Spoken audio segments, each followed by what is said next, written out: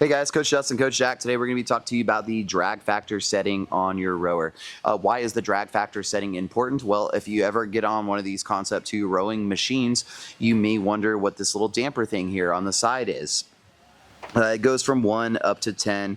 I've seen it sometimes in gyms where athletes just hop on here, they crank it up to 10 because they think more is gooder, but it turns out that's not really how this thing works. So the machine will actually tell you where you should be rowing optimally for your technique, for your power output, and for that machine. Now these machines have fans on them. Some get cleaned more frequently than others. So these fans do collect a good amount of dust. So just because you're like a 5.5 or a 6 on a rower doesn't mean that you're a 5.5 and a 6 on every rower. If you have extra time before a class, or maybe you're rowing on your own doing row intervals, this may be a really good tool to just add to your repertoire so that you can kind of check in and see where you're at on that machine for that day. So just like our weightlifting numbers, like we're not always going to hit it out of the park. Our rowing technique isn't always going to be optimal. We're not always going to have the maximal output that we could have for that day. So the drag factor really helps you out. So how we find the drag factor and how we know where we should be at with this damper setting. You're going to go over here to menu.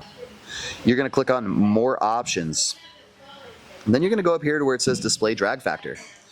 Right here is where your drag factor is going to display. So we're going to have Jack row a little bit. I have him at a damper setting of 10, which none of you are probably going to be at, but I just want you to see the change in the drag factor. We'll talk about a few different settings for a few different options. All right, ready and row. Let's do your normal game day row. If you haven't watched our video on how to row optimally, go watch that so you can have the appropriate technique. I'm moving down to a 9 now. The number came down a little bit. I'm going to move him down to an 8 now. His number came down a little bit. I'm going to move him down to a 7 now. I'm going to move him down to a 6. I'm going to move him down to a 5.5. Yes, there are half numbers. And you can go ahead and relax. So I want to get the athlete as close as I can to a 140 at their game day pace.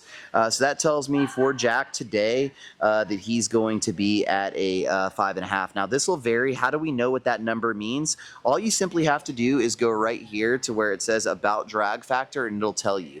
140 is typically going to be where you want your athletes to be if they're doing like a CrossFit style Metcon workout. You think about like 500-meter repeats, rowing for calories, anywhere in that short to moderate range. You want your athletes to be at that 140. Now, if you're doing like a longer distance row marathon, if you go here to just about drag factor, it says we're looking for that to be the optimal drag factor is 140, but if we were wanting our athletes to row for like a longer distance, we might have that like down to like 120, maybe even lower than that, just so that athlete can have a sustained output. This would be like taking your max deadlift, maybe cutting off like 10%, doing it at like 90, and then expecting to like bang that out for like 150 reps touch and go.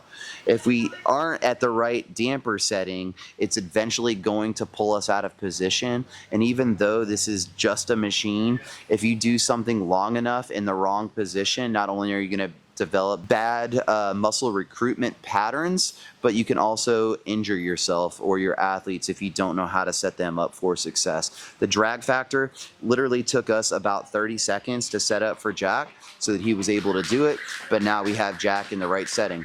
If I were doing this in a class, I might have athletes partner up.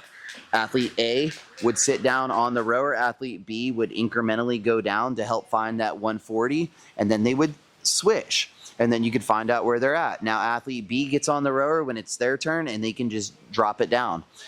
Every day this can be done. It only takes a few minutes. As Jack gets better at rowing, we can slowly begin to move him down.